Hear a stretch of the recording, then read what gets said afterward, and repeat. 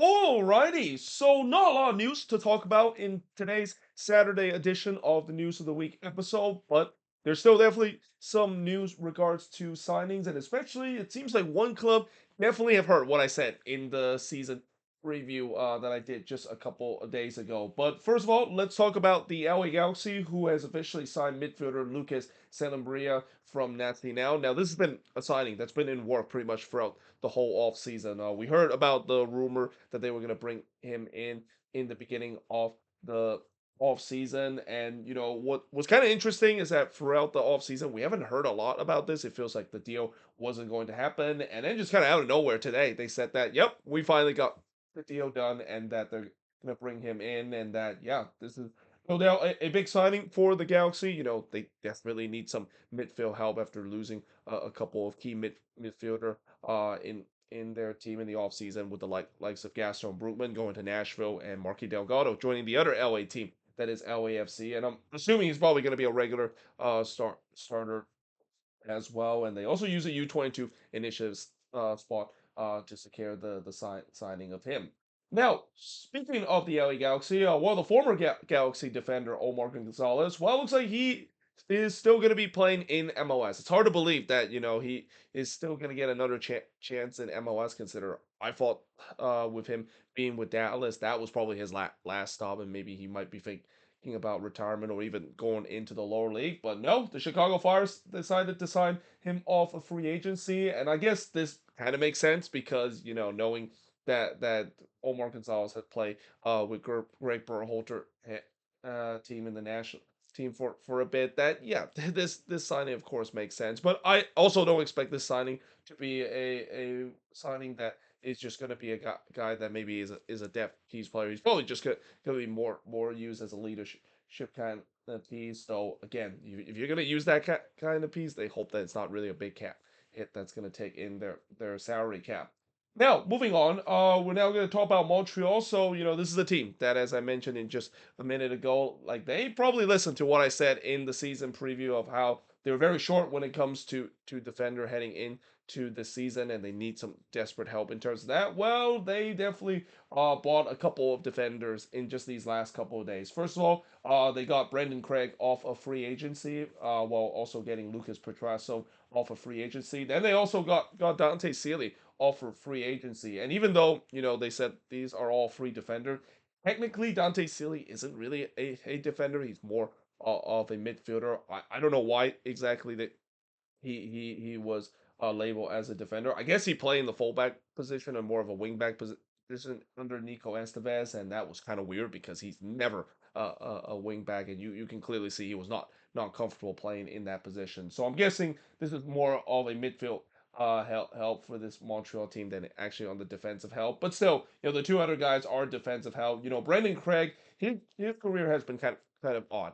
With the way that he was a highly talented player coming out of the Union Academy, didn't really get a lot of minutes. Then he went to Austin, and I thought he was going to get minutes with that team after they made that deal, but no, he didn't get any minutes with that Austin team. In fact, he actually dropped down to the USL Championship, play with El Paso Locomotive, got some playing minutes there as well, and now he has found himself a new home in Montreal. And there's no doubt he still have talent to be a decent player. We'll see whether or not if he will get minutes for this Montreal side, and especially we'll see whether I still think he's probably going to be more of a depth piece, but at least I feel like he's going to get more minutes even as a depth piece for Montreal compared to during his time with Austin. And then Lucas Petrasso signing with Montreal. I mean, it feels like Montreal is trying every way to get a lot of these former TFC players. It's hard to believe this Montreal team has got a couple a former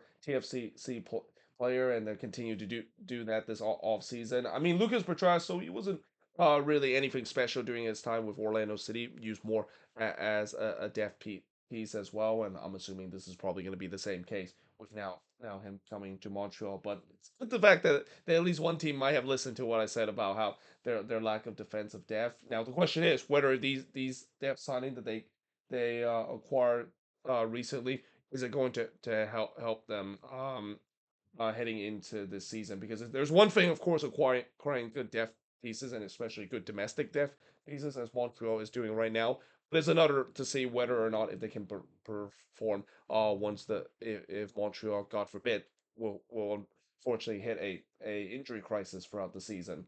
And then speaking of defenders, there was a lot of defenders that were signed these past couple of days. The Union is another team that did sign a defender, but more notably a homegrown defender in Frankie Westfield. Now he is a player that played for Union 2 in the MLS Next Pro. Really played well during his time there with Union 2. Also are on the US youth national team as well. So he is going to be very very talented. I mean, if there's one thing we know about the Union when it comes to bring academy product and bring guys from their Union 2 team, there's a lot of good talented player that can easily be graduated and be promoted into the senior team. And knowing that the Union desperately need some signings to made after it feels like this offseason they're just going to through a complete teardown, and they're really trusting that the homegrown talent that they have will push through like they did a couple of years ago. They're hoping that he is going to be a good replacement. I wouldn't say he might be a regular starter. I think he's maybe too young for that, but we've seen before that the Union are not afraid to basically promote their young guys straight into the starting 11, especially with the defense. There are still kind of question mark in terms of that, especially them selling Jack Elliott to Chicago. Maybe he might be a starter from straight in the regular season.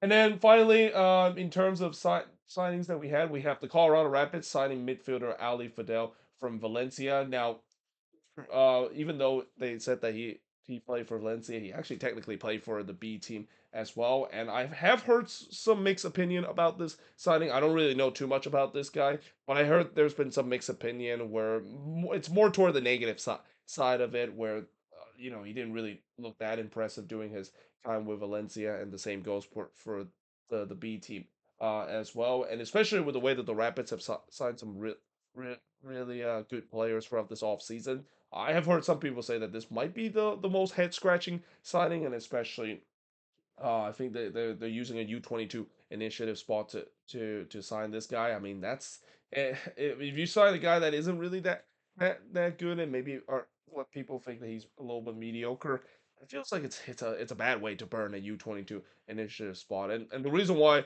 I really emphasize the U22 initiative spot so much is because under this new rule, the U22 initiative spot is almost like a young DP kind of spot where teams get an option to sign free DP and free U22 initiative, or they can also change it up by having two designated player and four U22 initiative spot. Obviously, as you remember, the league gives the flexibility for teams to do that. So yeah, again, these spots are crucial spots that you would expect these spots should be used to at least help your team, and maybe even for depth reason as well. And I guess maybe this is going to be the case for the Rapids, where they're going to sign a depth piece in the midfield, even though they don't really need to burn a U22 initiative spot to do so.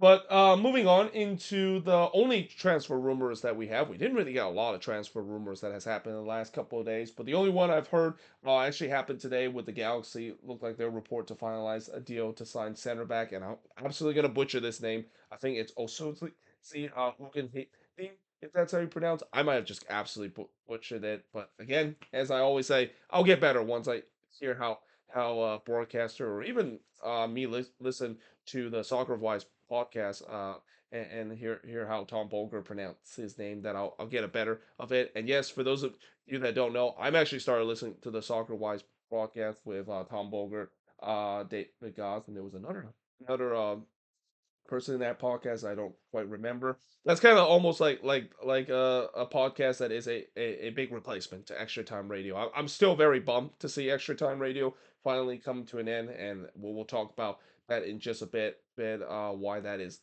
the case. But going back to the signing, from what I heard, he seems a very promising kind of player, and that we'll see whether they of course get this deal done and at least add some more depth in this Galaxy defense. I mean, you always want to add more depth in your team. There's nothing wrong with adding more depth in your team, as long as you don't spend too much on the salary cap to do so.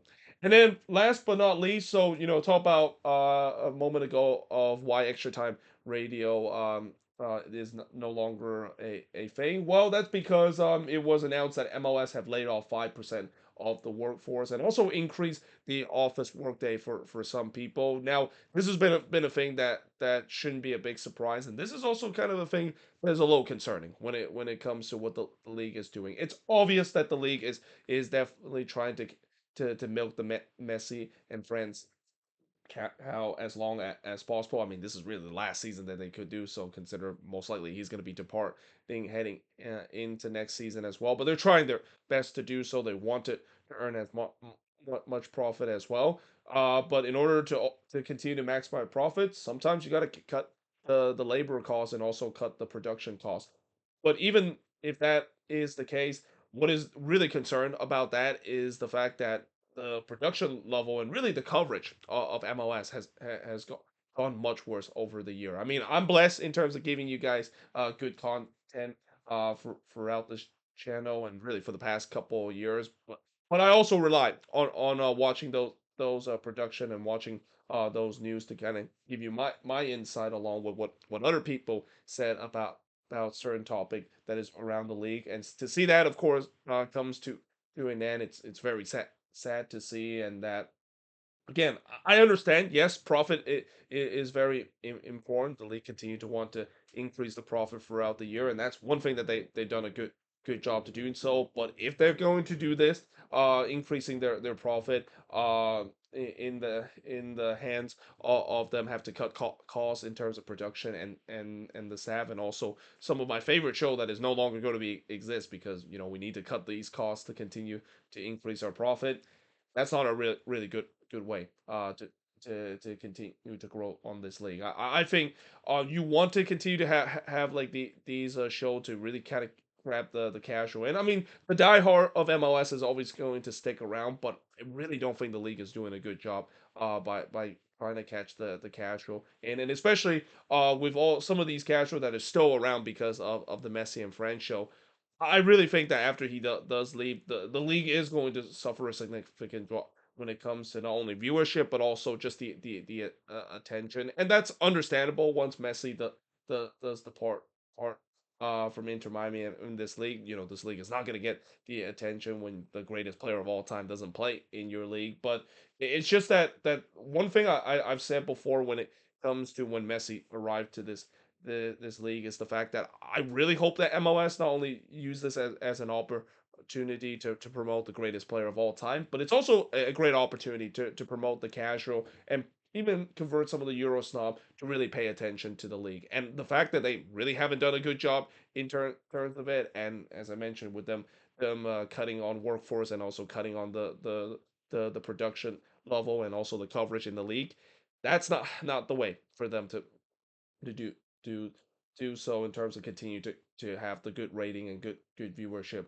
once Messi does leave. So yeah, again, I don't like it, but it is what it is. It is their decision that they have to make at the end of the day. But let me know in the comments below, what do you think of this news of the week episode, and also always let me know in the comments below, what do you think of these news, and if there's any news I didn't mention here on the board, let me know in the comments below as always. But until then, hope you guys enjoyed this video. If you do, make sure you guys leave a like, smash the subscribe button, and yeah, I of course will see you guys next time.